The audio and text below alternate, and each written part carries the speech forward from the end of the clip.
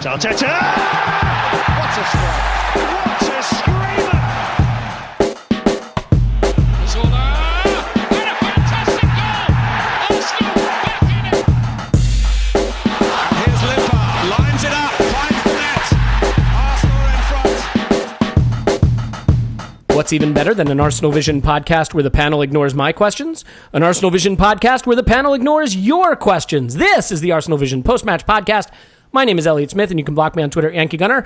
Paul's here. You can find him on Twitter at Pausing in My Pants. Hello, Pause. Woohoo! Scott is here. You can find him on Twitter at _that_crab. Hello, Scott. Howdy. Good Lord, man. Your introductions are the worst, for fuck's sake. You got that stats guy thing nailed. It's all info and numbers. It's not so much of the razzle-dazzle, but that's okay. Clive will be here down the line answering your questions as well. Tim will answer a specific question related to scouting Brazilians, the players. Okay, let's keep that straight. We will also have Tim's video preview of the Leicester match coming on Friday on Patreon. And for those of you who have signed up for Patreon, thank you so much. We love you. We appreciate you. And for those of you who haven't, we love you and appreciate you as well. We're really just thrilled to have you as a listener. So thank you. This is a mailbag episode, which basically just means we are going to answer your questions. Or, in keeping with the pod tradition, I'm going to ask your questions, and then the panel is going to answer whatever they feel like answering. So let's see how it goes. Let's get it started. Paul, are you ready? Oh, yeah. Oh, yeah. You going to answer the questions you feel, or do you think you're probably just going to talk about whatever you want, if you had to guess? I think I might. Okay. Well, let's try. No, I think I will. I'm going to answer the first one. Okay. Well, we're going to start with a question that came really from two people, Brendan at Gunner Outpost and also Binoy Shah at Bugsy Shah. Both kind of asked the same question, so let's ask it now. If you were Arsenal sporting director, God help us, and you could either buy a first-team quality wide midfielder / forward or left-sided center half in January, and the rest of the squad stayed exactly the same, which would you choose? What do you think we need in January? Left-sided center half. So, Koscielny's coming back. We don't know. We hope. We don't. We hope. We don't know about Dinos. I'm not as down on Mustafi as you are, but I recognize he does the Mustafi thing about every 2 games. I like Socrates. I like him a lot. My tendency would be if we haven't sorted out our centre back thing by January, that's where I'd put my next investment. Partly that's because I think we have a lot of good forwards, and the manager has to pick a format that allows them to shine. Mkhitaryan started 4 games for us in the Premier League. In my book, it should have been 8. I wouldn't want to crowd him out. I think he's been really big for us when he played. I certainly like the idea of a wide man option, and somebody who gives us something different, some real pace, one-on-one, terrorizing their defense. So I think I think it's a really good question. You could go either way. It kind of depends on where we're at, December, January timeframe. Our stats aren't where they need to be, and I do think there's something to that, and that'll come back to bite us in some form. They're not good defensively, and they're not good attacking wise. So how about a left-sided center half who also contributes 15 goals? That would be ideal, because if we got our set pieces, if we really got some stuff going with set pieces, he could be banging them in off the set pieces. Yeah, like a Shaquille O'Neal type, someone who can defend the rim, but also can be powerful in the lane. Or LeBron James. In football. He was quite good at that. Yeah. Mm-hmm. Okay, well that's a good answer to the question. So I assume then you're leaning towards the left center back. I think so. I think we got enough attackers. That doesn't seem to be our issue. Yeah, I think the key to that question is that it asks January, right? So the question is, what do we need this January to finish top 4? And I'd probably lean left center half. I still think there's enough goals in the team this season. If you were asking me long term what the squad needs, a young winger would be a great add, although Reece Nelson may wind up being that player. So we'll see. Scott, one for you. We will leave the exciting qualitative questions aside and put the boring, dry quantitative questions to you. One for Scott, says Bobby Chakraborty at BobLex on Twitter. I know it's a small sample size, but how does Emery's Arsenal compare to his time at Sevilla and PSG, XG-wise, or any stats? Any way to compare those, Scott, in terms of maybe passing stats or pressure stats or XG stats, indeed, that kind of compare his time to PSG and Sevilla to what he's done at Arsenal? If I could just interject here. No, you can't. No. Back in your corner. Sorry. So what I've seen is that it's pretty much right in the middle between the two, and I think that's pretty expected. PSG is the big fish in the small pond that is Ligue 1 or Ligue 1. I'm not going to try to do French. Ligue. It's right. Hang on, I've got this. It's Ligue. Okay, go ahead. PSG is obviously the best team, the biggest team in that league, and their stats really show that. Emery didn't really do a huge variation from what Laurent Blanc did before. At Sevilla, they were a team that really kind of punched above their weight. He was a good manager, but they pretty much did the same thing where they finished about where expected, behind the big three of the La Liga.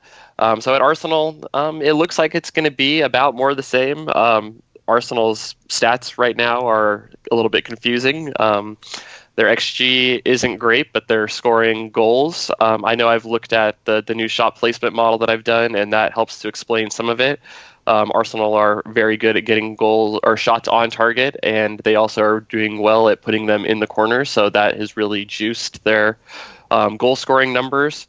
The big thing that I've noticed is that on the defensive side, more than the offensive side, is that last year under Wenger, Arsenal were much more heavily an interception-based defense.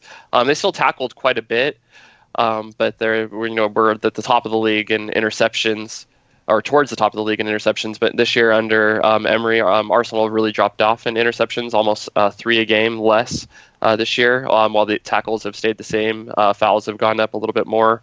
So that's been the bigger thing that I've noticed, is the kind of a switch into a more aggressive style with going for tackles and fouls over looking to intercept the ball.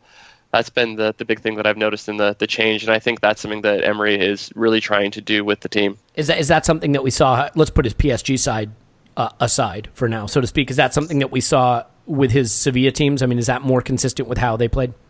Yeah, I believe so. I think that they were more of a tackle-heavy. It's hard to really kind of compare between leagues sometimes because the style of play is different. And the way fouls are called, certainly. Yeah. Exactly, the way the referees do things. But I think that's going to be the mindset that he tries to bring in with his pressing, mentality that he's trying to implement. It's a lot more of the let's get on the ball quickly, do the pressure, more on the player with the ball instead of trying to intercept the pass. Yeah, no, that makes sense. And I think to your point about beating XG, you do wonder if you'll start to see other teams in the league kind of copying what we're doing and instructing their strikers to shoot accurately into the corners away from where the keepers can save it. I feel like if they catch on to that idea, that could become really popular. Stylistically. You shit. Sorry, I'm giving away all the secrets, but I feel like that could develop into a really popular strategy. Okay, Paul, let's come back to you. And, one of the things that I think has been an issue this season is what we're doing with Mesut Ozil. And so Thomas James at EBI Thomas J on Twitter says, mad idea, could Ozil play as a deep-lying central midfielder in place of Xhaka? What do you think? No. Okay, Scott, we've got another... That's a mad, you're going to keep talking. That's a mad idea. So I've often wondered about it. He certainly. By the way, I'll stop you just for a second. These are listener questions, so instead of responding to them the way you would mine and saying that's a bad idea, maybe you could be like, really interesting question, Thomas. I probably would say no. That's the way to go with that. Yeah. Is he a Patreon subscriber? Let's assume yes. Oh, okay. That's an excellent question. I certainly think he has all the skills and abilities. Mm-hmm. What I don't think he has the inclination, the wiring, nor is it his best usage of his superpowers. And I think Ozil is a guy, you see it with many players, maybe most players, but certainly with Ozil. when he's not doing what he doesn't like. I mean, you can do it for a game, right? You can send him out against a big team to get a result and have him do a job. But it's not, he's more artist than artisan. And that's well said, by the way. Nice turn of phrase. Oh, thank you very much. At the end of the day, that will out, as Shakespeare would have said. The truth will out. And he's a guy who's got to be doing what switches his brain on, and that's creating, moving to space, thinking the moves ahead. And CM is just too busy a spot for him. And at some stage, he's going to get roughed up and knocked around, and he'll do that for a game, but he won't do it for a series of games. So I've certainly thought about his ability to drop into midfield or play as that additional midfielder. He certainly has the skills. He can dribble. He's good on the ball. He can turn, twist. He can obviously pick a pass. He can do it all, but his brain is now wired, and there's no one wiring it. Yeah, I mean, it's tough, right? Because you think he's much harder to dispossess than Xhaka. He's much safer with the ball. He certainly has the vision for a pass that Xhaka does, and I think he can execute any of those intermediate value and longer passes that Xhaka can. I think he's even, a little quicker of foot. I mean, it's not something we identify with Ozil, very fast, but he is actually quick and powerful when he wants to be. I think he could do it. I think dropping back and taking the ball off the center backs, in games where we could transition quickly, you think, could he maybe start the transition and get it to our attackers and let them finish the moves and he starts them? But, certainly in terms of other games where you're talking about intermediate value passing, I think you'd just much rather have him on the end of it. And certainly you're paying him $350,000 a week to lay on assists and create chances and not pass the ball between the lines, into the final third. So and get us the Adidas contract. That's right. Get us the Adidas contract. That as well. If I could interject, I prefer you stay in your hole, but sure. Mm-hmm. Do you really want him in another role that's going to ask more of him defensively when we know that that's not really what he wants to do or likes to do? Well, so I would take issue with that only in saying that if we wanted to be more front-footed, Scott, and if we decided we wanted to press and you decide you're going to drop Ozil into central midfield, you could say, look, we're actually going to put our more energetic players up front where they're going to try to trigger the press. And when Ozil is back there, he's really just collecting it off the back four when we've regained possession, but he's not being tasked with stopping transitions and defending as much. I mean, I think you could make an argument that position doesn't have to be a defensive position, especially next to Torreira. No? I mean, I think if you're going to do that, you're going to have to do what Juve did with Pirlo. Yeah, exactly. Either go with the three center backs, or even then, I think they still had the three midfielders. So he had Vidal and Pogba next to him, giving him cover, and both of those guys at that time could cover a ton of midfield by themselves, and basically gave Pirlo no responsibility. Okay, well, let's just say that my answer is probably the right one, but we'll move on. You can cut the tension with a knife. Yeah. Okay, Scott, how has our average pass distance changed these last 5 seasons? Especially, how has it changed post-Arsene Wenger? That from Mark Blundell at Mark Blundell on Twitter. Blundell. Well, all right, so I wish I had the full 5 seasons. Hey, but I got to stop. Seasons. I got to stop and talk to Paul again. Paul, when we're making fun of the name of the French league, I think fine. The name of the listeners, again, not fine. We'll workshop this after, but just something to think about. Sorry, Scott, go ahead. I wish I had the full 5 seasons, but right now I've got the full 4 seasons, so we can kind of go back from there. And, I'm not sure if this is going to be surprising or not, but this season Arsenal's average pass length is about an extra meter longer than it has been under Wenger. How much is that in normal measurements? About 3 feet. Okay, cool, thank you. For the imperial people out there. Under Wenger, it was right about 16 and a half. Under Emery, it's been about 17 and a half. The actual forward square versus backward, that hasn't really changed much. We're still about 50% forward, 16% square, 27% backwards. The big change has actually been in the number of short and medium passes. The long passes have stayed roughly stable at about 11%. But the medium passes have gone up, from about 30 to 33, with the short passes going from 53 to 50. So that's been the big difference. So it's a less of the real short, probably the triangles, around the box, to a little bit more of the medium passes, where I think Arsenal are trying to not do the U shape around the box and a little bit further back, building up. Do you think that's also related to the fact that Xhaka's just on the ball so much and those are the passes he plays? It definitely could be. I think our possession numbers have gone down a bit from what they were last year. Last year it looks like that Arsenal were possession numbers 54% last year. That's this year. 54% this year, and 58% last year. Yeah. So our possession's gone down, a fraction. So I think that a lot of it is, I think, the short passing around the box is what Arsenal really racked up some of those numbers. Okay, well that's one to keep an eye on. Certainly, I think more intermediate, medium distance passes, fewer short passes may be indicative of a more direct style of play, which is certainly welcome. Let's go back to you, Paul, reluctantly. Would you offer Welbeck a contract extension if he agreed to accept the same wages he's currently on? That is really from two people, MT at Mihirt25 and John Redman at JR Shot Who. Lads. So, again, another intriguingly balanced question. You see, we don't have listeners who ask easy questions. They ask the finely balanced ones. If the answer was obvious, they'd already have answered it. So he's about to be 28. You see what I mean? Until he's 29. Classic Arsenal territory. He's literally just about to be 28. So I love Danny. I predicted at the start of this season that, and it doesn't take much to predict, that Danny Welbeck will prove himself, but Emery at the end of this season will think, gosh, he's a really, really useful player. So I think it'll be very interesting. And I think it's really a combo question because we have a lot of players in the 27, 28 to 30, 31 range. And so I think it depends on what we do with a number of them. In general, I would want Danny Welbeck to be part of my squad going forward. And we all know the reasons why. And if we don't, we're stupid. And he's beginning to show it. I guess he kind of stood out in the Fulham game and in other games before that.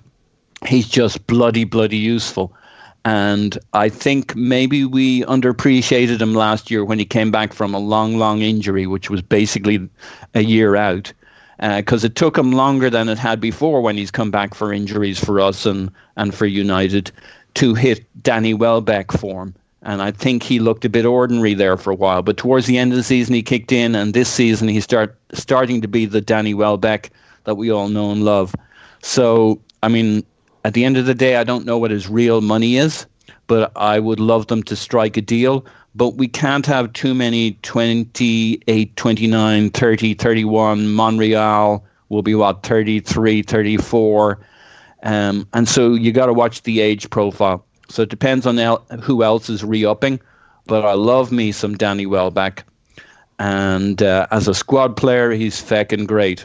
I don't know if that answers the question. No, it does. I mean, it's tough, right? Because it's very hard to get a prime age, Premier League experienced striker as versatile as Danny, who you can have on an affordable wage. I mean, strikers tend to be more expensive. He's on a very reasonable wage. If we get rid of him, we certainly would need another striker, and they don't come cheap even at the lower tier. I mean, we saw what we paid for Lucas Perez, regardless of what you think of the player. So, it certainly seems to me that if you can avoid having to spend a transfer fee on having a third choice striker, and you can have one with experience and energy and versatility who is on a reasonable wage while you're trying to max out what's left of Aubameyang and Lacazette, I don't see the downside to that. It just lets you put off having to rebuild your front line to some extent, which I'm totally for. Scott, I'll let you get a word in on that just really quickly. I mean, do you see it that way as well? Yeah, I mean, I think it depends on how much Danny Welbeck wants to stay and if he's willing to give the discount to stay. Because I think there will be plenty of suitors if he wants to get more game time. It's down the table, though, right? So, I mean, do you think... Yeah, he definitely would. I mean, I think he could probably find a spot in the upper half of the table. He's not going to go down to someone... An Everton or somebody. Yeah, Everton, Watford, Wolves. They could use a guy like Danny Welbeck. So I think there's going to be suitors for him. I think he could also be an option for even if he doesn't necessarily want to stay with Arsenal, if he wants to go back to another team. He could be a second or third choice guy on, a team like Liverpool. I think he would really fit in well there. Basically, maybe replace like a Daniel Sturridge, be as the second option off the bench for them if he wants. So I think he's going to have options. Depends on what he wants to do. I don't think that he's going to command a huge price, but I would definitely welcome him back. I think that he adds a lot of value to the team. Yeah, I think his energy is really useful, and for all the reasons that are stated, I think we've handled that question. So let's move on, Scott. And I think the question on everybody's lips right now, obviously, is regression, or the word on everybody's lips. You're hearing a lot of that coming from a lot of the stats community in terms of, Arsenal's underlying numbers suggest regression. I think there are plenty of reasons to believe that won't happen, and the main one really just being that we're still developing under a new manager, so the performances may improve, which will change the underlying numbers. But given that, and knowing that our underlying numbers have not been fantastic, Edison Martinez at eBagel77 asks, Scott, how does your model rate chances of a top 4 finish, given 3/4 of Project 24 has been tucked away? Have the underlying numbers changed it at all, or given the points we picked up? I mean, where do we stand in your top 4 model?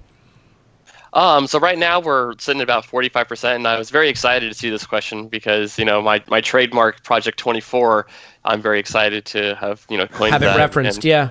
I have to just shameless. Say, well, since he's not coming on until later in the podcast, I think it's shameful the way Clive has sort of co-opted it, Scott. Really proud of you for coming up with that one. Yep. So Arsenal is sitting about 45% currently, which is up from about 35% from when Project 24 that I created started. Wait, it's up from what? From 35%? About 35%. Arsenal, it was 35.1 when we started. So Arsenal have added about 10% to their top 4 chances. To whose detriment? Who are the clubs that have come back to us? So the biggest ones are going to be, Manchester United has dropped significantly, and Tottenham has dropped quite a bit as well. I know when we started, Tottenham were sitting at about 80%, and right now they're in the about 70% range. So they've taken points from Manchester United and Tottenham. Because Chelsea keeps winning, I wish we could have taken more of their chances, but they're looking good still ahead of us. The biggest thing right now is that I was a little bit surprised at and a little bit disappointed, because I know one of the things when I wrote about the Project 24 to create it was that... Okay. You're overdoing it now. Look, Clive came up with it. I was going to go with the joke, but since you just keep boasting, it was Clive's. Let's move on. I was really hoping if they were able to reel off 6-7 wins in a row, that the underlying numbers would show that the team has gotten better, and that the team ratings that feeds into my projections would actually show that their numbers would even be getting better than what I was expecting from the beginning. But that actually hasn't been the case. My rankings of them has actually stayed about the same. And a lot of it is because the underlying numbers aren't good. The one thing on the regression that I do want to point out is that while regression to the means you're going to go towards your average, it doesn't necessarily imply that Arsenal are going to have a bad run of form. It just means that they're going to switch back to their underlying numbers, which would be more about the 1.75 points per game instead of the 2.5 or whatever that they've been on this season. So it doesn't necessarily imply that Arsenal are going to go into a tailspin. It just means that getting wins like this is not going to necessarily that we're not going to win 6 in a row in the league and 9 in a row overall. Which, by the way, no one expects us to do. We're not going to keep winning every single game we play. Right? Yep, Am I right about that? Okay, exactly. I would definitely not expect. Sorry, I was waiting for you to. Thought that was a very well said point. Had to bring in the negativity. We're not going to win every game. Classic Elliot. I'll make you a deal, Paul. If we win every single game, I will do absolutely nothing different than I would have done anyway. How about that? That's really where I'm going with that. All right. Well, look, I think that's a good way to look at it. The fact of the matter is, given that your model is driven mostly by the underlying numbers and the points picked up, obviously, but the underlying numbers influence it, I would say that a 10% improvement on this run is pretty good. I mean, are you satisfied with that, or do you think that's less than we needed it to be? I mean, given the option between playing well and not picking up points and playing mediocre and picking up points, the obvious answer is that I would rather have the points in the bag. You can always work on getting your improvement on the pitch, coming along. I'm hoping that, the Fulham game actually gave me some positives. While the numbers weren't great, I think a lot of that was driven by score effects. I thought Arsenal really clicked better in the attack. I thought that they were flowing a lot better. There was more balance in the team.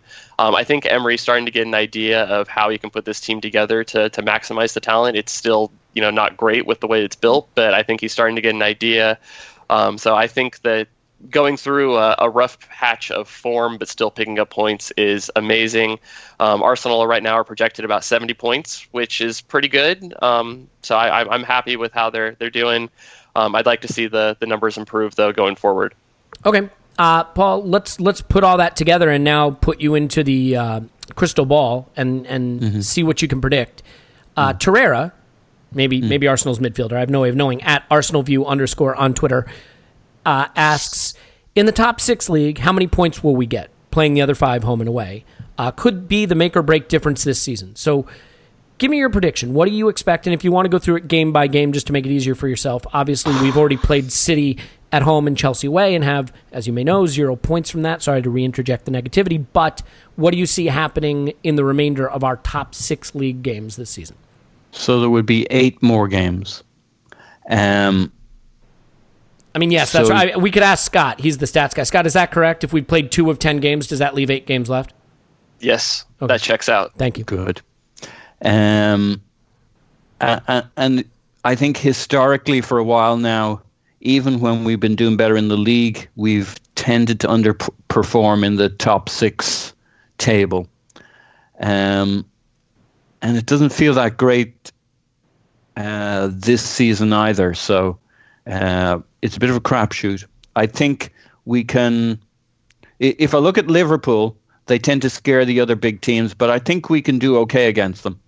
So I guess our first meeting with them, I could see us getting a draw at home, and later on in the season, it's going to be a tough one.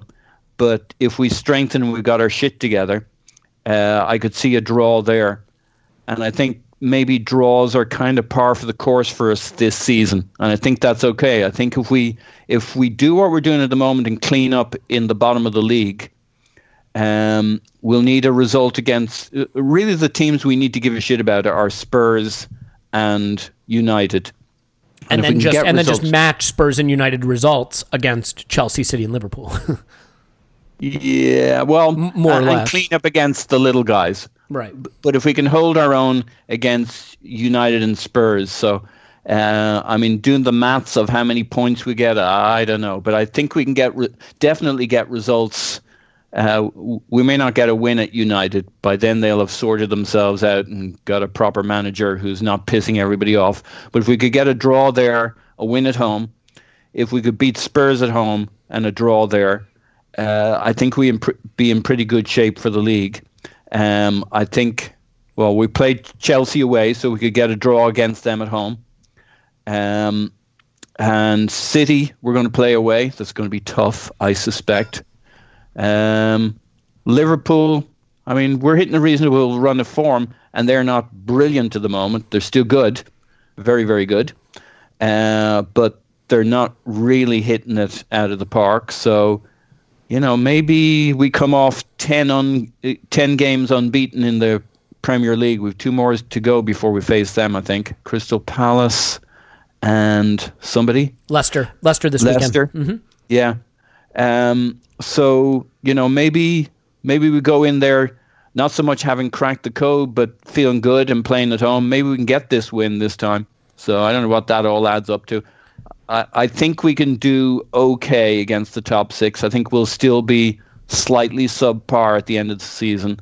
But if we do well enough, especially against Spurs and United, I'll take that. And then we look to clean up against the little guys. Yeah, and good news, listeners. If you followed that, you are now officially a Mensa member, so congratulations on that.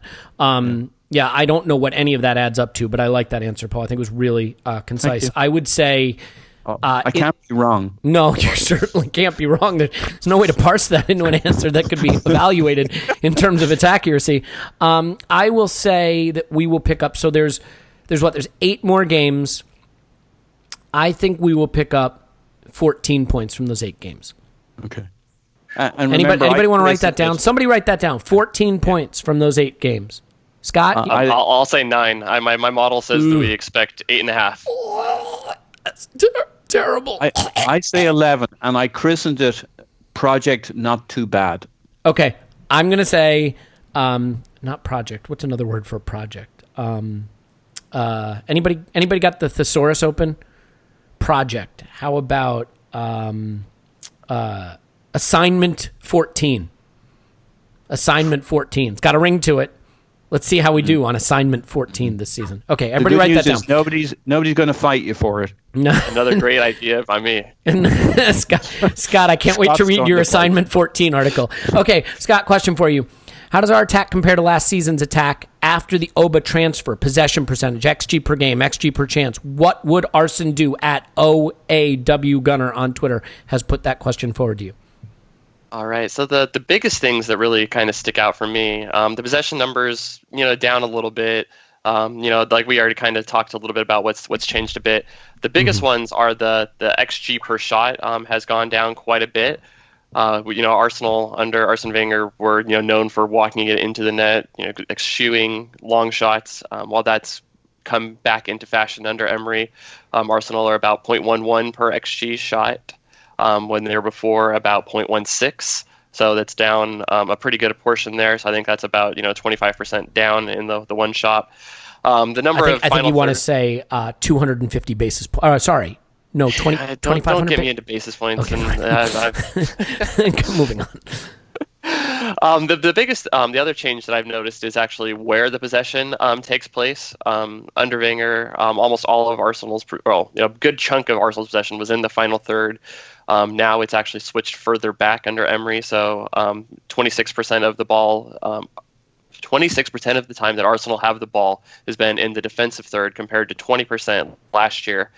In the middle third, it's about the same. And that's the playing out from the back, I guess, right? I do think that is, it's being more patient in the back where Arsene really wanted to focus on the verticality with the ball. You move to the front as fast as you can, and then you build it through and try to cut through, where under Emery, just 28% of the possession spent in the final third, where it was over 35% under Wenger.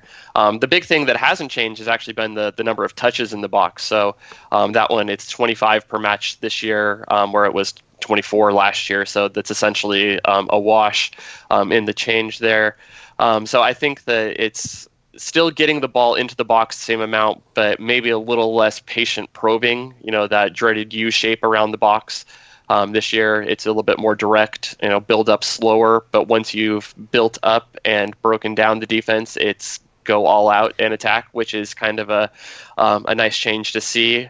A little bit of a change. And maybe it's reading into it too much, but maybe that is what happens when you play out from the back a little more elaborately, is that you create more spaces when you do get it forward because they're trying to recover their shape. Exactly. You invite people something to controversial? Before you do, just real quick, Scott, I want to get one more stat from you, and then Paul, come in with your controversial thing. So the big one, though, is obviously XG per game. What's our XG and XG difference per game versus last season? It's gone down.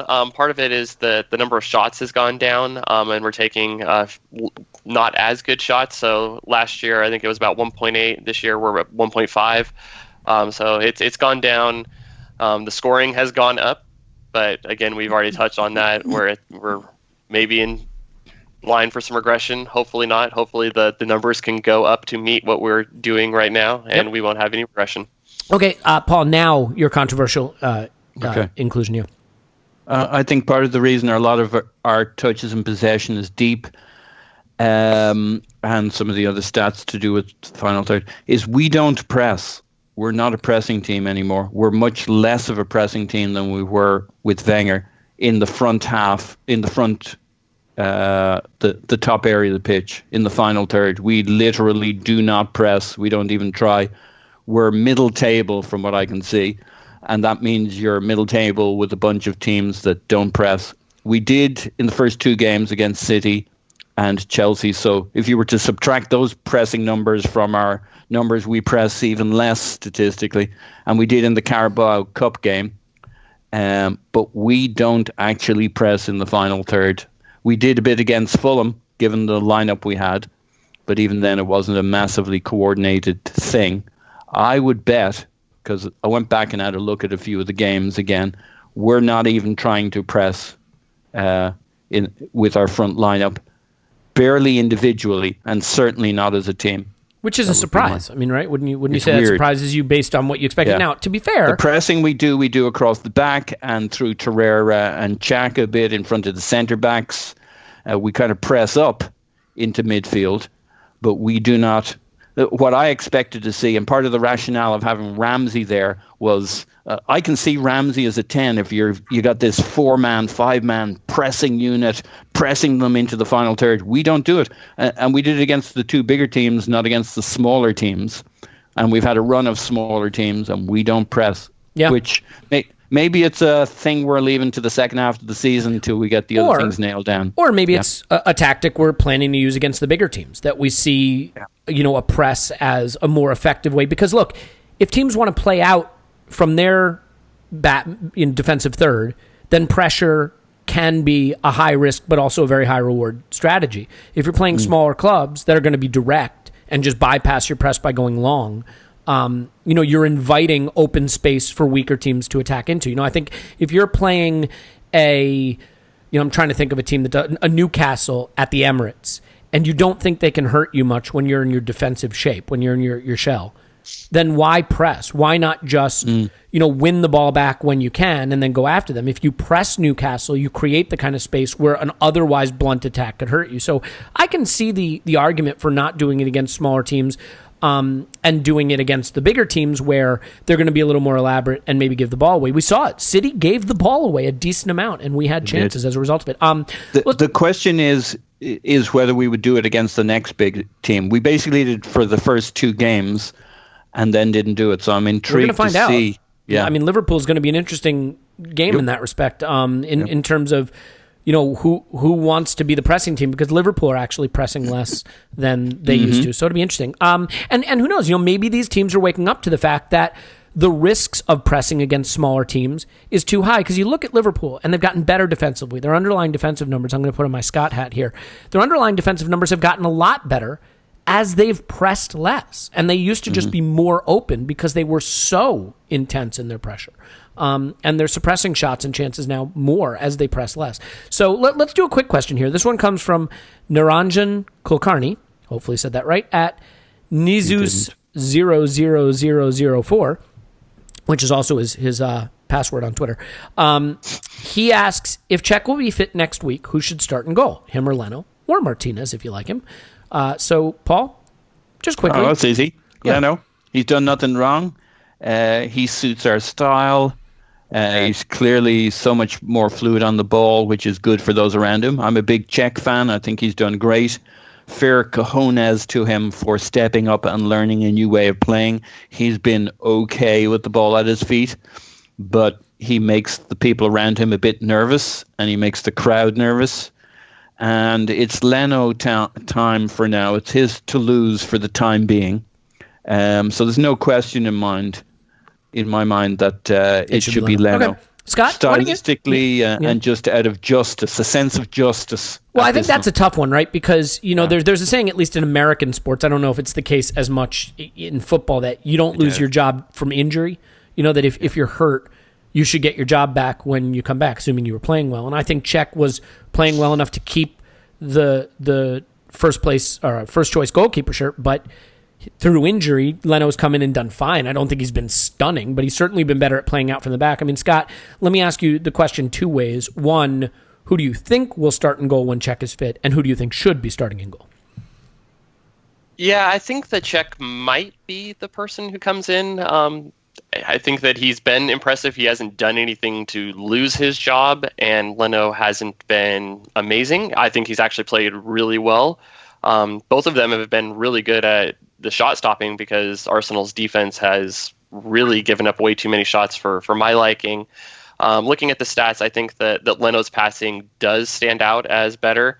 On a passing value added, Czech was a negative. He was negative 0.05 per 50 pass attempts, while Leno has been a positive 0.01. So it's a pretty good margin in there. Leno's passing percentage overall is about 78% to 72%. So I think that he does add something in that regard. He just seems more comfortable on the ball. He adds that confidence that maybe Czech doesn't have. But I think that Czech has done really well with his shot stopping. He is a proven Premier League keeper, if you want to go that route, and has played here for a long time and knows how to deal with some of the special sauce that is in the Premier League, the crosses, dealing with the big burly strikers and the physicality. So I would think that I would like to stick with Leno. I think Czech comes back and gets his spot, and it's his to lose still. It's interesting. I mean, I think there are a lot of people jumping on the idea that Leno has improved our play out from the back, and while I agree with it, I think some of that is seeing what we want to see. I don't know that we've played a level of competition where you can evaluate it that much, and I also don't know that it has been so much better that it's just so obvious to anybody, you have to start Leno. Now look, Czech has not been good at playing out from the back, and Leno is better. And the one thing that we've harped on this podcast is that Leno seems to be more judicious in when he does it. He's willing to go long when that's what's called for, when the short game is not on, and he's willing to play out from the back intelligently when it's on. I wonder if Czech felt more pressure to show he could do it and do it every time, but we will see. I certainly think that Emery tipped his hand with how he stuck with Czech, that he wants Czech to be his goalkeeper. So I think there's a chance he comes back and gets the job back, although I agree it probably should be Leno's. If for no other reason than he is the future of the position, it certainly isn't Czech long-term. So, Scott, I'll stay with you for a statsy question. Kind of curious about this, given that Mesut Ozil has struggled. Christian Laufer at CLoff31 on Twitter asks, do you calculate expected assists? And if so, or conversely, if you use a different stat, who is our main chance creator this season, and what might that tell us about Emery's system and style of play? Yes. So there is an answer to that question, and yes, I do have an expected assist. I actually have a couple different ones that I do because apparently I can't do more than or just stick with one thing.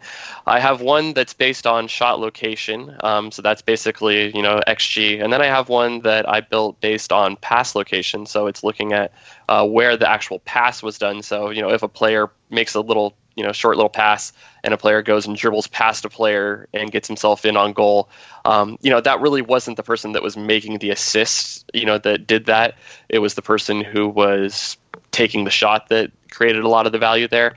The other one that I like to look at is the offensive value added. So passing value added goes in there quite a bit. So that is, a long answer to a short question of, yes, I do have an XA model. The people that do the best for which wasn't really the question, but okay, who are the creators? Let's dive into the meat of the question. Sure, let me pull this one up here. So switching tabs. The main creators for Arsenal this season are going to be looking at the wrong season.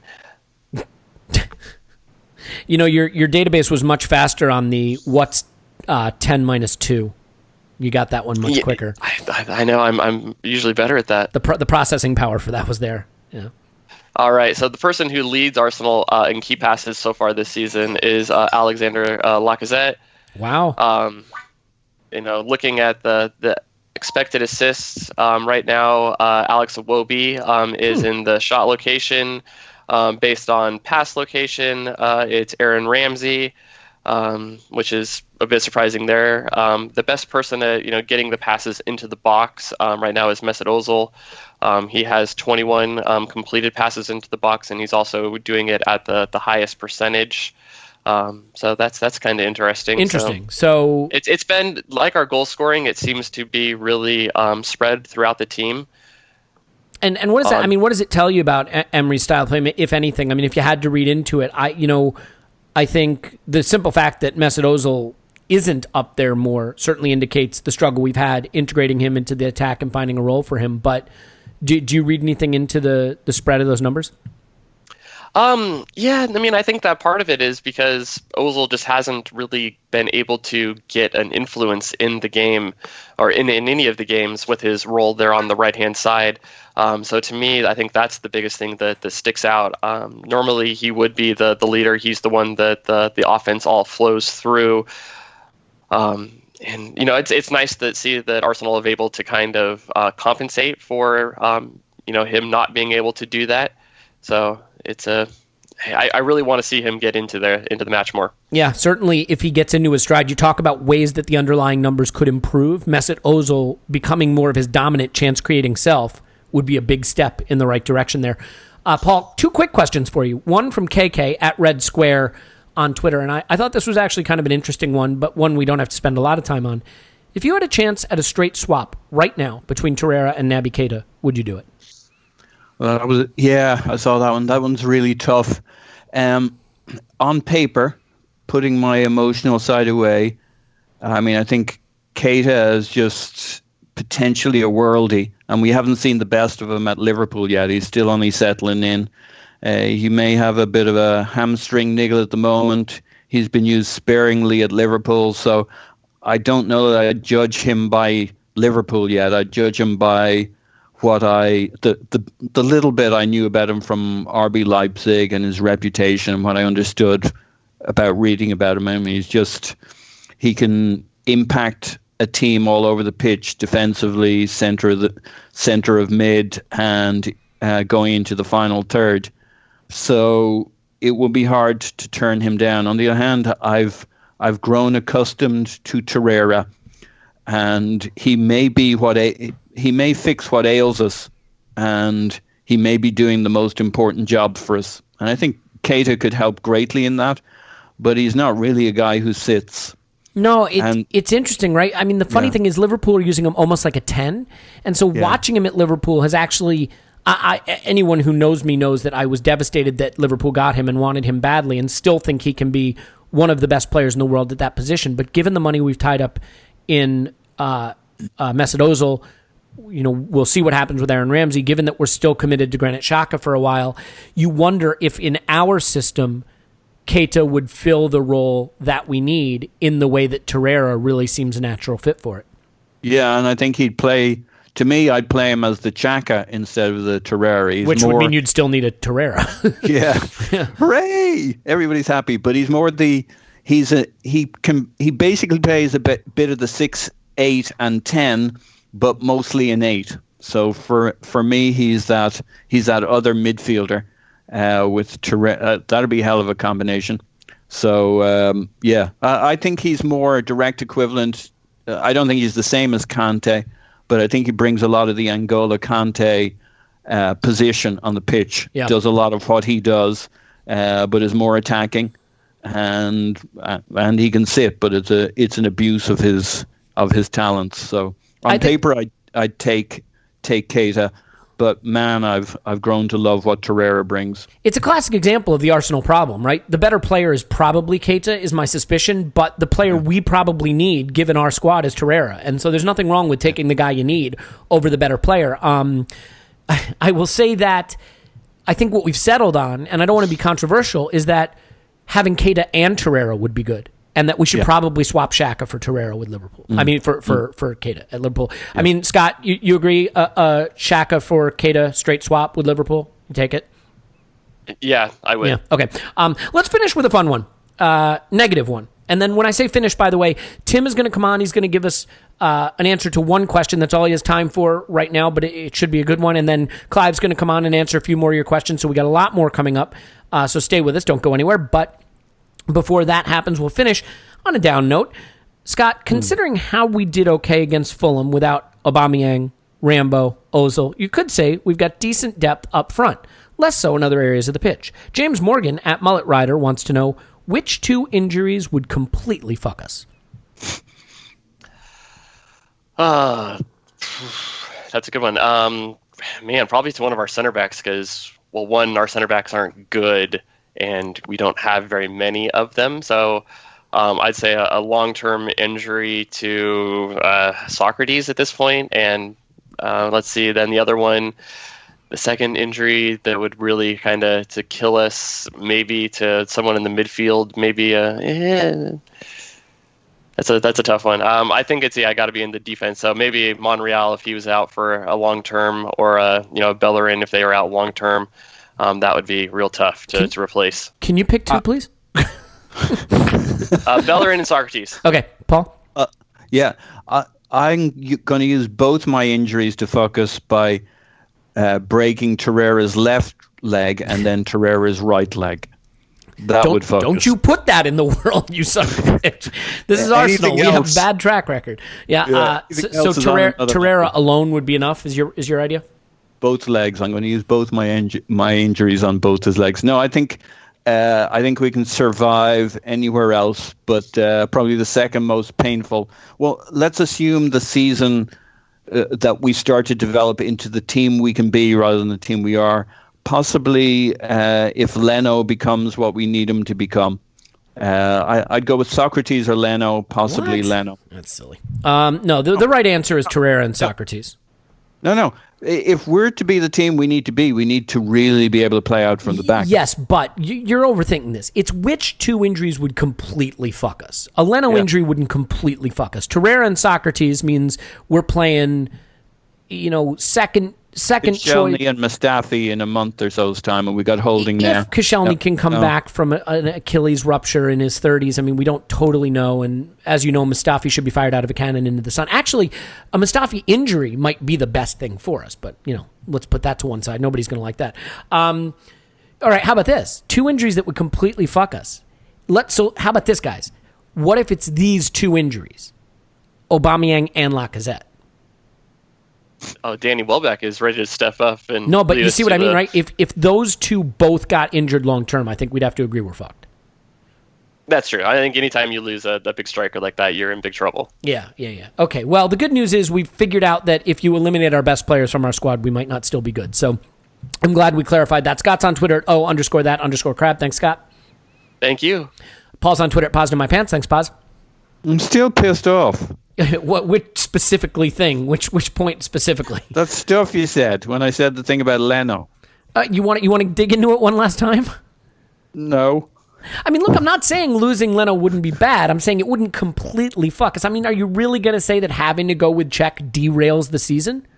It doesn't derail the season, but it might derail top four. Not because I don't think he's done well for us, but if we're going to play to a level, and if playing out from the back is key, and the most important player for playing out from the back is Leno, and we all agree that Czech isn't good at it, then that fucks our season. I'm going to do something here for the sake of that. I'm going to do something here for the sake of the podcast. Paul, I totally agree with you. Good point, man. All right, we're going to take a break. When we come back, Tim's going to talk to you about Brazilians. And you'll see what I mean by that. And then Clive will be here to answer a bunch more of your questions without all this banter and bullshit. It'll just be good, solid, dense football information. I don't mean dense as in like dummy. I mean dense as in like there'll be lots of good information for you to dig into. Anyway, this has mostly been fantastic. We'll take a break. We'll come back with Tim and Clive after this.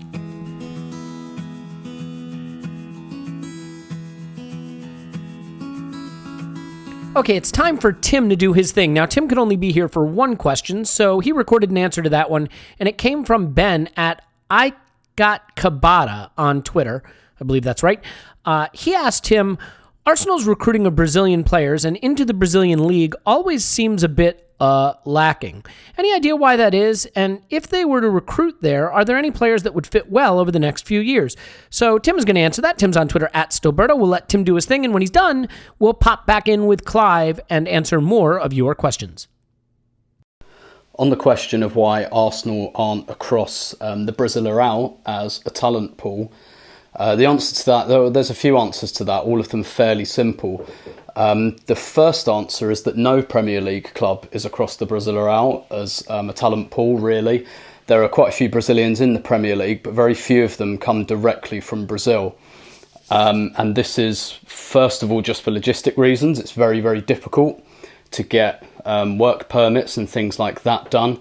That's why clubs like Real Madrid, Barcelona, and clubs in general in Spain and Portugal have the kind of reserve on Brazilian talent. You look at Brazil, they played against Argentina on Tuesday night. Their midfield three was Arthur, Casemiro and Coutinho, who play for Real Madrid and Barcelona, which tells you a lot about what you need to know. Because it's purely just for work permit reasons. It's far easier to get a work permit, and because the culture in Spain and Portugal is slightly closer to Brazil. I think this is something people kind of understandably underestimate. Moving from Brazil to England is a huge cultural shock. The cultures of the countries are completely different. Imagine, if you will, moving from England maybe to Japan or China. Nothing wrong with those countries or living in them. It's an enormous culture shift, and that's a big issue in moving players directly from Brazil to England. And that's why most of the Brazilian players in the Premier League have come from other European clubs. So Firmino came from Hoffenheim, Alisson from Roma, Fabinho from Monaco, Fregi has come from Shakhtar Donetsk, and Shakhtar Donetsk have made a fantastic business model out of using the Brasileirão as a bit of a talent pool and readying players for bigger European clubs. So there's that, and also because it's a huge risk, which is why I'm loath to recommend players who I think might be good and might fit in at Arsenal or indeed any Premier League club, because it's not just a cultural adaptation, it's a footballing adaptation as well that's quite difficult. It's very, very different. The approach to the game, the approach to training, it's a massive risk, basically. And the reason the kind of the talent pool seems so good in Brazil. So like the Brasileirão is not it's not a hotbed of talent. It's just that Brazil is a country of 200 million people and football's the national sport. So it really is needles in haystacks. It's just that there are a lot of people that play football there. So there's nothing in particular that they do to develop talent that makes them like a hotbed. It's purely almost an accident of population, which is why which is why so few clubs go to it. You might remember about 10 years ago, Arsenal tapped into the South American market a little bit, and they brought over players like Samuel Galindo, Pedro Botelho, Wellington Silva, at great expense, at great resource, and every single one of them failed because they all had to go out on loan, and that is just not the way to induct a South American player, to send them out on loan to other countries. It just doesn't work. Man City have just tried to do it with a player called Marlos Moreno from Colombia, who's brilliant, but he's just been farmed out on loan everywhere, and that will essentially ruin his career. So basically other bigger European clubs have the kind of on the talent that is obviously going to make it, like Neymar, for example. The big Spanish clubs are across that. There are exceptions, of course. Tottenham bought Paulinho direct from Brazil. That didn't really work, but he'd already played in Europe. The big, and then Chelsea bought Oscar from Internacional. That's because Chelsea had a very friendly agent who's very active in South America. That's why they get quite a lot of South American players. But the kind of exception to the rule, I guess, is Manchester City and Gabriel Jesus. Now, Gabriel Jesus is one of those rare talents, a bit like Neymar and Oscar to a degree, where you look at him and you go, yeah, he's going to succeed. He's brilliant. He's going, like, that's not a risk.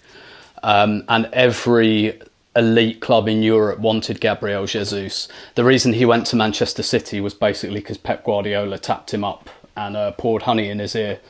And Gabriel Jesus really wanted to work for Pep Guardiola. It wasn't that he wanted to come to the Premier League particularly. I don't think he'll be at City after Guardiola leaves. I think he'll go to Spain. It wasn't, he didn't grow up watching Niall Quinn and Mike Sheeran.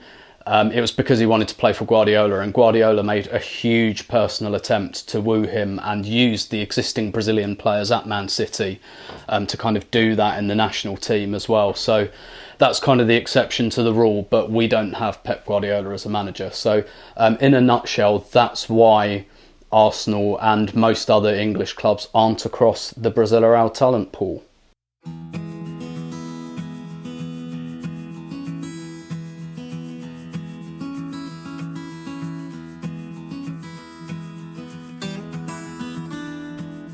All right, we're back, and now it's time for the main attraction, which is Clive answering your questions. Now, before we do that, I want to just introduce Clive. First of all, Clive is on Twitter at ClivePAFC. Hello, Clive. Hello. Right, so for those of you who have listened to us regularly, this will come as no surprise to you, but for those of you who are still relatively new, the way this works, again, is I am going to ask Clive the questions you've submitted on Twitter, on Facebook, on email, through our website, and then Clive is going to speak intelligently on a topic of his choosing while ignoring your question. So I just want to clarify that so that you're not confused by the format, because it does take a little getting used to. I am, of course, used to it, and now you will be as well. So, Clive, are you ready for that? Yeah, I'll give it a go, right? They better be good questions, otherwise they're not getting answered. Simple as that. So let's start with some ones that I think inspire a little creativity and fun. We'll get to the fun ones first. So here's one from Yidu at Yidu on Twitter. That's YEEDU. He says, or she says, if you can bring back one player that has left Arsenal in the past 5 years, who would it be? Past 5 years. Past 5 years. And presumably they would not be crocked. So if there was someone that was previously crocked, they would be uncrocked. I think if you think about the new Arsenal we got now with Emery and the increased speed, the increased intensity, and the directness of our play, I would probably bring back Alex Oxlade-Chamberlain. Interesting. To our team. I think he's a player that we could do with now rather than the player that we mixed up. We developed him fantastically. We gave him a defensive side. We always had the directness going forward. But now what Klopp's done is, okay, he's injured now, but it's a ligament injury. But before he was injured, he was a first pick in the England 11. He was a first pick in Liverpool's team. He's smashing goals against Man City. He is playing in a midfield three. We talk about the right side at Arsenal right now. Can you imagine him in the 4-2-2-2 with on that right side driving and also working back defensively? I think he'd be very, very good in this system. So in the last 5 years, I'd say Alex Oxlade-Chamberlain. And I got his name out just before I was going to say Patrick Vieira, but he gave me a time box, right? Yeah, I gave you 5 years. So, but in true fashion, you got to answer the question in a way that you wanted at the very end there, too, which is good. Absolutely. I feel like, look, I think Ox is an interesting choice. I mean, the funny thing is you could pick someone like Serge Gnabry, Oxlade-Chamberlain, someone that could fill those wide spaces that we're crying out for. My choice, if I can't have Coquelin or Giroud, which would obviously be my 1 and 2 in no particular order, I think you have to say Santi Cazorla. If you could get Cazorla back in peak form, I mean, can you imagine him next to Torreira and just the way that could go? And you could slot him into really any of that forward line. No, not really. You're fine with Granit Xhaka? Yeah, I think Santi Cazorla is a wonderful footballer.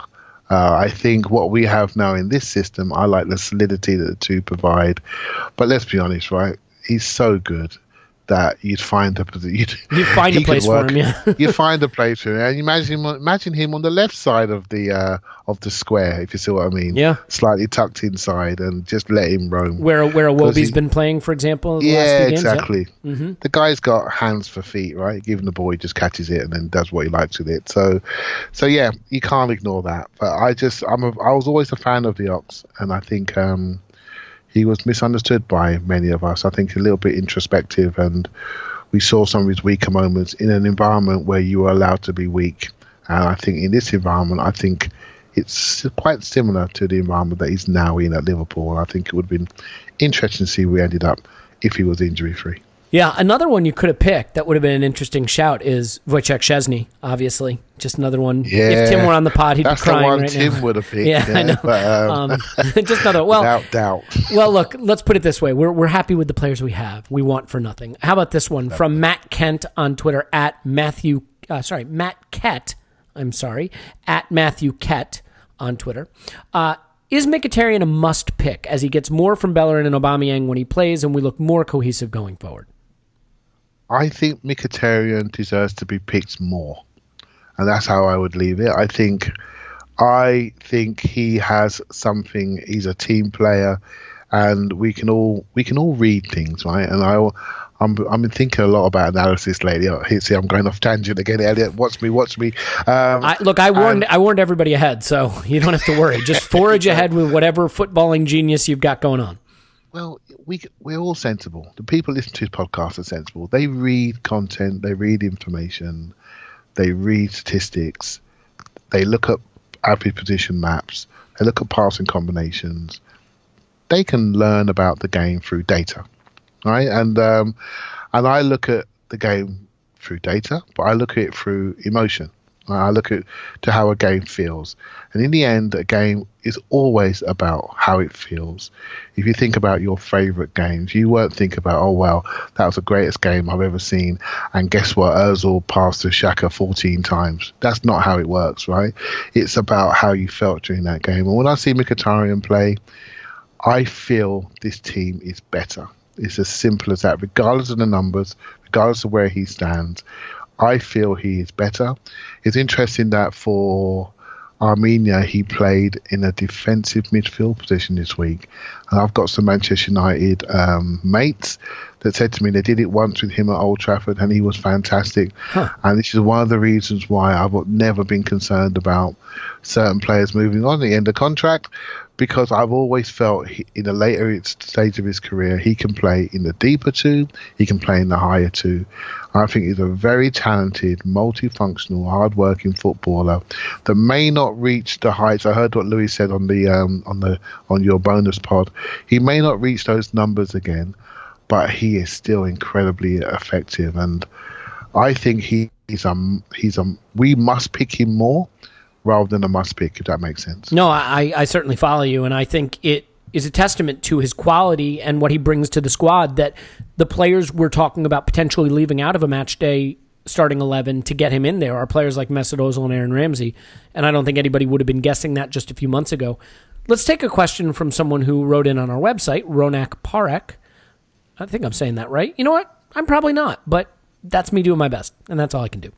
He says, how impressive are Emery's subs? In every game, his subs are aimed at giving us control over the match, whether we are lagging, leading, or on equal terms. It's no longer as simplistic as throw all the forwards or fullbacks on the pitch. Every time it's aimed to take control in the match. Obviously, slight towards Arsene Wenger aside, how impressed are you with Emery's subs and sort of the changing nature of the way we manage game situations now? Yeah, I like in the way he identifies problems. And what's going to be really exciting is when he has players that can fix problems on the pitch, so he hasn't got to make substitutions, right? So what this tells you that he knows the players that he knows the players that he's bringing on, which means, you know, it lends to the theory that he's a football obsessive, like to learn this so quickly. I think he's doing fantastically well. And so what he does is he increases control, and he creates a different problem for the opposition. And, you know, I run a team. I don't know if you know that. I run a team. And what I learned was it's not always a team that you pick from the start that's key. Sometimes it's the team that ends the game that's key. And I've learned that through losing games, basically, by having a weaker team at the end of the game than at the start of the game. And that's very difficult for fans to absorb, because when the start 11 comes out, we go mental, don't we, if it doesn't quite fit what we want to see. Yeah. And none of us can barely, if I said to you, name me the finishing 11s for the games this season, we can't. We know the substitutions, but we can't. Our brain doesn't compute the team that finishes the game. In many of those games, the team that finished the game was stronger than the team that started the game. And he's worked out in elite level sport, you have to wear teams, break teams, earn the right to play, control teams, but finish teams off in the latter part of the game. And some of our best 11s have been at the end of games. And guess what? We've won a lot of games in the second half. So, yeah, he's a very smart guy, and I'm very impressed with his speed of getting to know his players and his decision process so far. I'm very impressed with him. Yeah, I mean, I certainly think that if you're not going to always nail the first 11, which he hasn't, in at least in terms of performances, then you have to be someone who's willing to intervene to fix what you see as being wrong. And the fact that he does that is telling. Now, look, I think Arsene Wenger had a football philosophy that was let the players express themselves. And part of that football philosophy was, I'm going to give you an hour or 70 minutes to try to solve it yourself, to create the cohesions and the automatisms on the pitch that allow you to solve the problem the game is throwing at you. And he believed in his players to do that. And to be fair, there were times when it absolutely worked. I mean, he was a very successful manager for a very long time. But I think in the modern game, the way tactics are evolving, you have to be able to be a little bit more interventionist. And Emery certainly is willing to, and I've really enjoyed that. Clive can add a bit more on top please. of that. I mean, every game has its story, right? Every single game has its individual story. And your job as a coach is to try to control that storyline of the game. Right, so you made the assumption that some of the at the start of games, it hasn't quite been the team that he wanted, and he has made adjustments. Well, that could have been his plan all the way along, right? Again, we are conditioned. Don't forget, we spent 22 years listening to one guy and how he sees the game, and a lot was very much focused on the first 11, and the last 20 minutes was either a salvage act or a saving act. Right, so he viewed the game slightly differently. Emery might look at the game with a different storyline. I think maybe when we get to Liverpool, we will see what team he picks, because you can't afford against Liverpool to jog along, seeing how things will go. Right, so they'll be interested to see his philosophy will probably come out the next time we play one of the top six, in my opinion. Well, then let's do this. Let's ask a question that relates to that. In what we call in the business a segue or a segue. I've heard it pronounced both ways. Ado at Hand of Emery on Twitter says he is a loyal Patreon follower, so thank you, Ado. Based on our poor results against the top four over the last few years, what are you expecting to see different versus Liverpool and Spurs? Those games come up. In fact, I believe we play Spurs and Manchester United back-to-back twice this season, which should be interesting. But as far as those top four games, what differences are you expecting to see, especially given that we've already seen two of those games, but it feels like a million years ago now since we played City and Chelsea? Well, I'm expecting us to be more competitive. That's not an insightful answer. I think we all agree with that.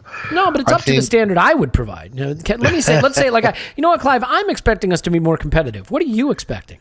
Well, I'm expecting us to be more competitive, if I didn't say that before. But what I am expecting is what these results have given us is a sense of belief. And the belief is sort of washing its way through the club, right? So I can't wait for Leicester. I can't wait for it, because I've got a very strong feeling we're going to win the game, right? So when belief and momentum gets rolling, you don't fear these games. And I am looking forward to the next top six games, because I'm not afraid of them.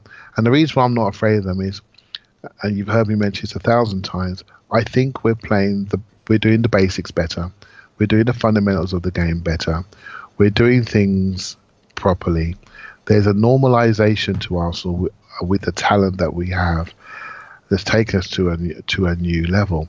And people are starting to look and say, well, I'm not too sure. What are they all about? Who they played? But we have some jewels in the crown which are in the right parts of the pitch. If we get them on the pitch consistently, I think we are looking quite good. I think we're looking better than Manchester United, and I think we're looking better than Spurs due to circumstance of Spurs players basically playing day and night for the last 2 years. And I think Spurs injury issues will get worse. Losing Christian Eriksen will be a major problem. And I see us really competing. But the first time we get a result against one of these teams, if we beat Fulham 5-1 and you saw the reaction to that, can you imagine if you beat Liverpool or Spurs, what will really happen, especially if it's away? The club will explode in belief. The players will explode in belief. The fans will explode. Everything will roll from that moment onwards, right? And so that's what I'm looking forward to. And I am not... Okay, it's dependent on the players we have on the pitch, who's fit and available. But I'm not afraid of these games anymore. I'm actually looking forward to them. I don't think we're going to get run off our feet, for one, because we're doing our basics right. And I think we got a good chance. It's tough, right? I mean, I'm fascinated for these games to come up, because it seemed to me in both the City and Chelsea game that Emery had a very clear plan for those games. And in the subsequent games against all these lesser teams, with offense intended, I think we've had less of a plan that was more just kind of like, I'm going to put all my best attacking players out there and I think they'll get it done, and they have. And not all of the performances have been vintage, to say the least, the Fulham performance aside. But I think to some extent, there wasn't a lot needed. They were very basic game plans predicated on letting a superior attacking talent win out. I'm excited to see the specific strategies he comes up with for teams like Spurs and Liverpool in particular, to go head-to-head with Klopp, to go head-to-head with Pochettino and see what he comes up with. I thought he had a really interesting strategy for the Chelsea match to exploit their weakness in the fullback position, in particular Alonso, and it worked from an attacking standpoint. Defensively, it was kind of a shambles, and then we called off the dogs in the second half and got punished for it. He kind of lost his nerve a little bit. I'll be curious to see which way he goes in these games. And to your point, I expect us to be more competitive. I think the thing that was frustrating with Arsene Wenger is just when we went up against the big sides the last few seasons, they just looked so prepared for what we were going to do. And we very often were not able to trouble them because they looked very prepared for us. And the one thing that I know is I don't think there's an Arsenal fan that can tell you what our strategy will be in those big games. And certainly the opposition managers will be struggling to figure that out too. So if nothing else, there will be an element of surprise, and I think that will play in our favor. I also absolutely think that we have not seen the best of our attacking talent in these last 9 games because we've been playing teams that aren't going to be as open. But against these teams that are going to attack more, that are going to leave space behind, that might play a slightly higher line. I mean, Spurs, for example, if we can transition quickly against them, I think you could see the best of what this attacking talent can do. So very excited for all of that. And, we don't have to wait too long. Liverpool comes up after the Leicester and Palace match. So that's our third league match from now. Another great question, and one that I think is timely given that Thierry Henry has just been named the manager at Monaco. This is from Geraint Williams. I wish Paul was here right now. Do you know how this is said? He told me once. Geraint. Thank you. Geraint Williams. I'm sorry, Geraint, and you are a regular interactor with us, and I should get that burned into my brain. We keep butchering his name. Well, you say we, but you can just say you, Elliot, keep butchering his name. At GWNNER, Gwinner. Geraint. Say it. Geraint. I'm not going to forget it again, Geraint, I promise. He does ask, though, which of our former players is most likely to become our head coach in the future? Do you see Henry as a future Arsenal manager? Yeah, he could be. I think. Don't forget, it could be Vieira, could be Arteta. You have to pick one. Who do you think is most likely to become our head coach of the players that are out there? I think we're going to see a couple of players become head coaches in time. No, I don't see TA. The one I think could become a head coach, if he wants to be a head coach, is Per Mertesacker. Oh, interesting. I think that guy is a special human being. Now, if he decides I really want to focus on coaching, and rather than being a teacher, and then he wants to do that with adults, his stature is significant, and I think he has got the stature to be a head coach. So I also think Thierry Henry could do it, but a lot would depend on how he goes in this role. I think people in England have a view of him based on their perception of his punditry, and they forget the fact that for a couple of years he was the best player in the world, and that takes a special mentality and a special human being to be that person. We think of all the millions of people that play the game, to be the best player in the world for 2 to 3 years, or definitely the best player the Premiership's ever seen. You're a special person, and don't worry about the things, how he delivers a message in his second language. Think about the mentality it takes to get to that level, to do what he's done in the game and won everything possible to win in the game. So for me, that special personality will come out at some point in his coaching life. Let's see how far it takes us. If he was to be successful at Monaco, I think it'd be a slam dunk that he comes to Arsenal, and we would expect it as well. We'd all be calling for it, but regardless what happens to Emery, because it's a natural fit, right? So, my little side bet is Per Mertesacker, just for the pure caliber of individual.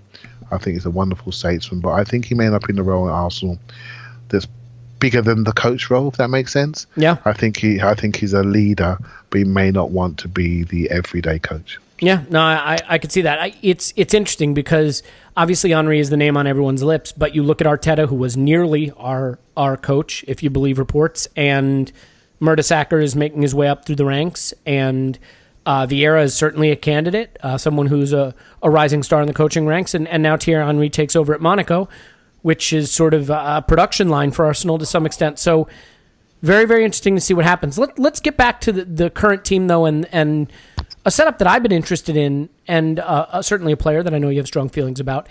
This is from Palab Sen on Twitter, at Sen_Palab. Is Torreira Ramsey mid... let's just say this in English. Is a Torreira Ramsey midfield worth a try, or do you guys think Ramsey is too ill-disciplined positionally in a midfield too? And then he goes on to say, I am talking the 4-2-2-2 formation we played against Fulham. Whether it's a 4-2-2-2 or any formation, would you like to see Ramsey getting a shot in the 2 with Torreira? Not for me.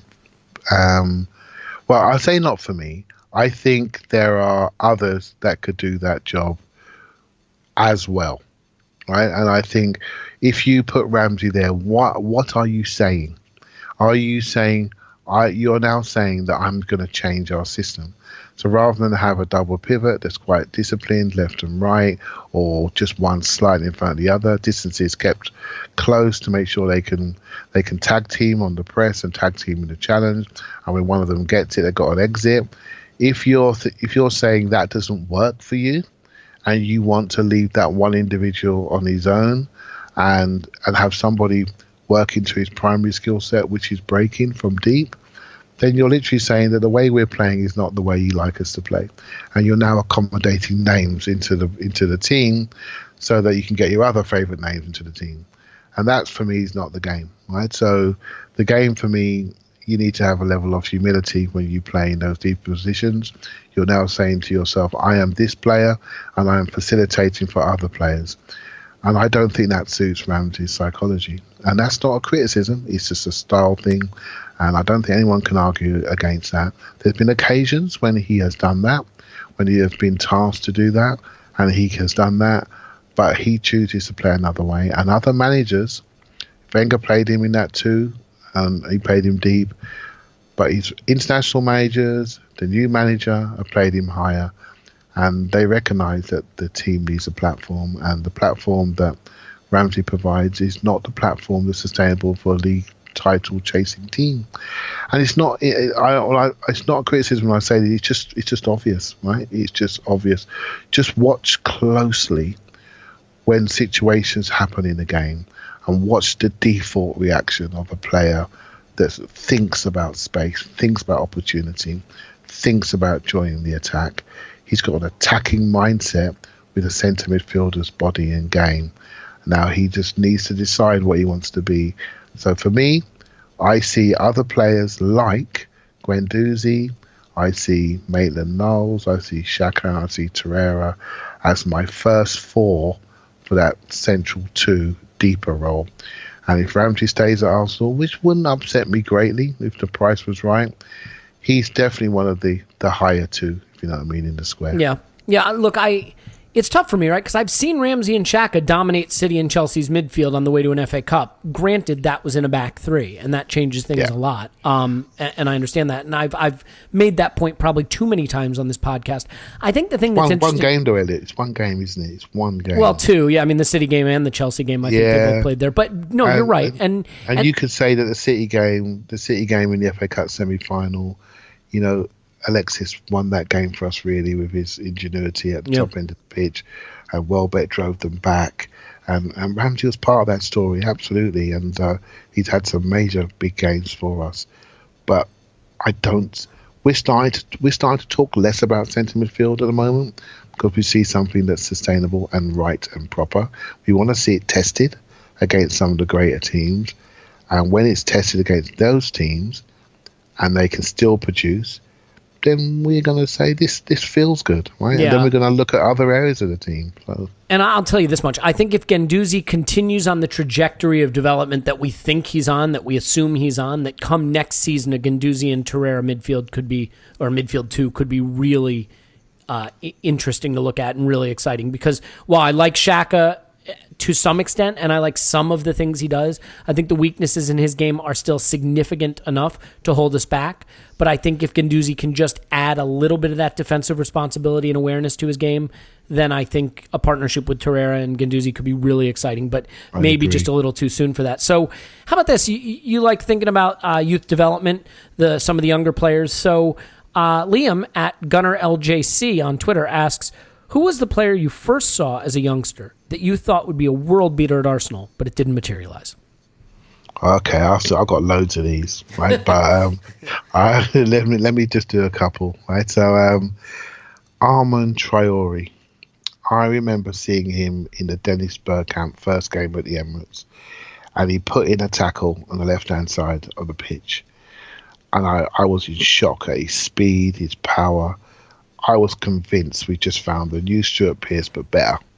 And I thought, that's it. We've got a world-class player here. And it just never materialized. It just never happened. That was a big shock for me.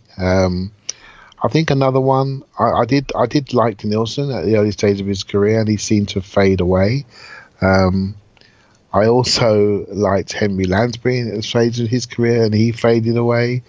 I also, should I keep going? I mean, yeah, why not? I can tell you who mine is, and it is J. Emmanuel Thomas. I mean, that guy just was too physically imposing for that level of football, and I don't know if it was work rate or technical skill or what it was. It didn't translate at the senior level, but man, did he look like he was going to be unstoppable.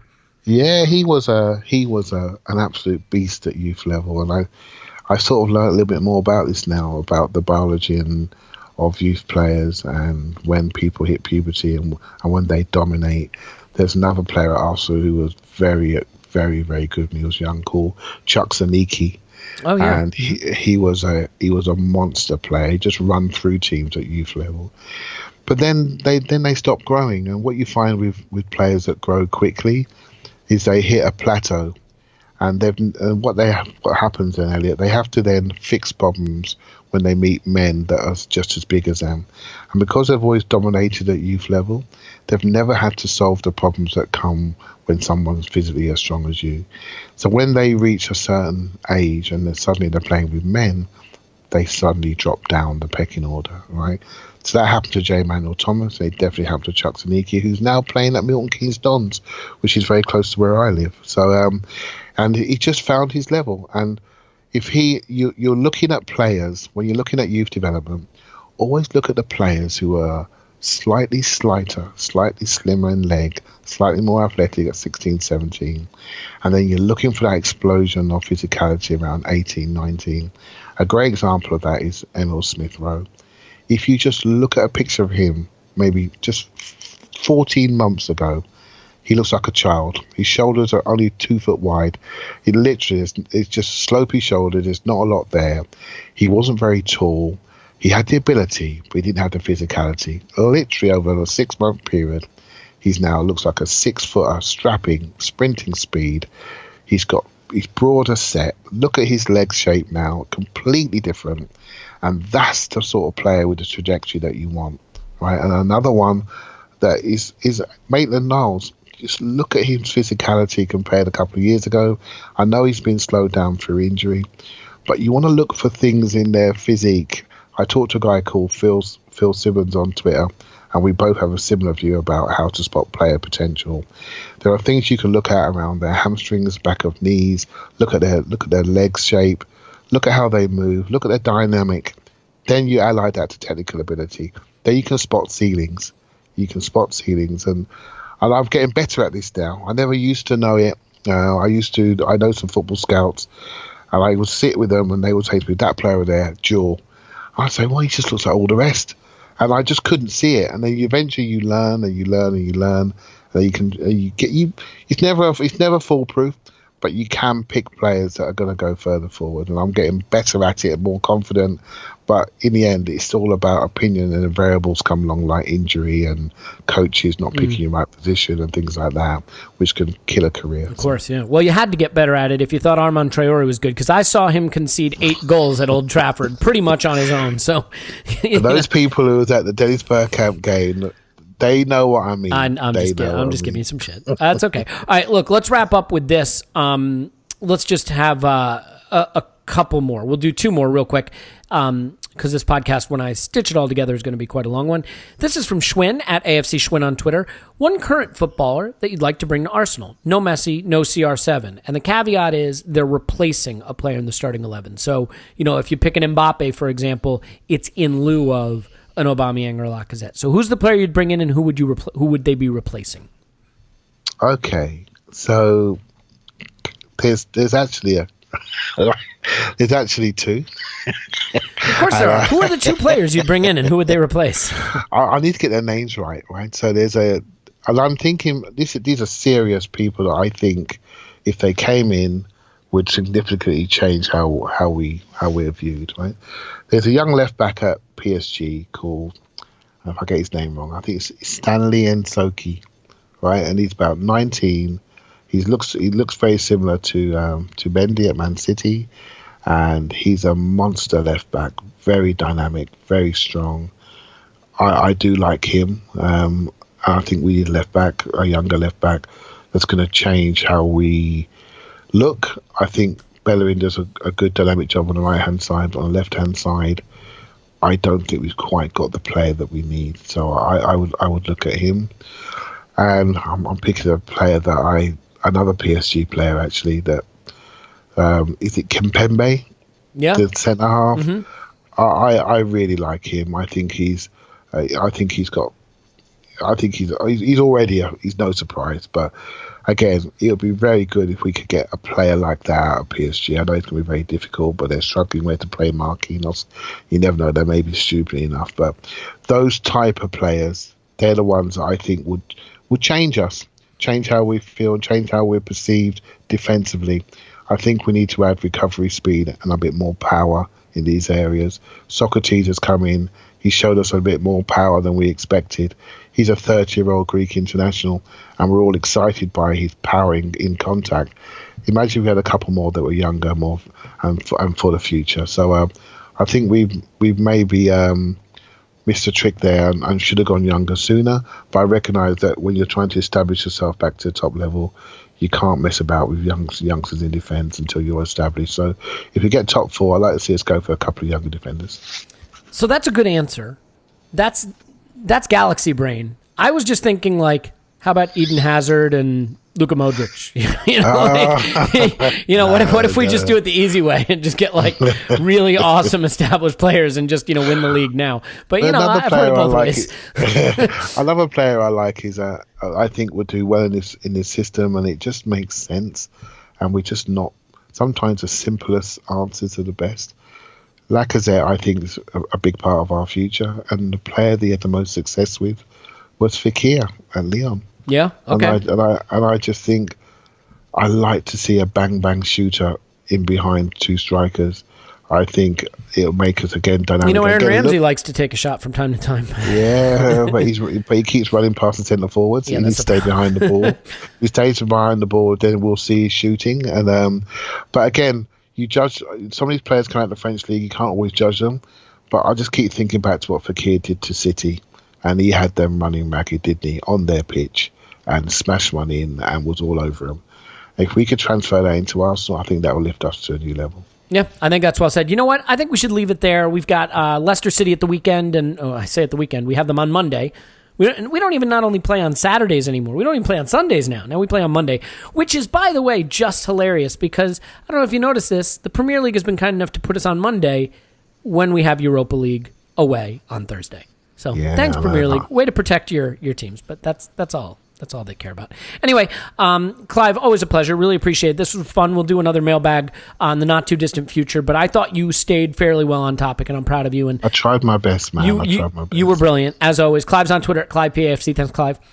Thank you very much. My name's Elliot Smith. You can block me on Twitter, Yankee Gunner. Leave us a 5-star review. Write nasty things about us in the comments. We love you. We adore you for listening. We appreciate you, and we thank you for sending in all your questions. We hope you'll join us probably for a halftime show on Monday, certainly for a post-match podcast after that. Friday on Patreon, Tim will have his match preview.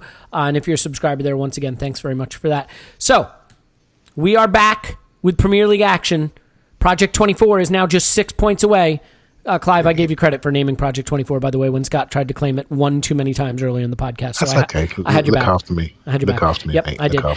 So let's keep it going. Project 24, here we go. We will talk to you after Arsenal 10, Leicester 0.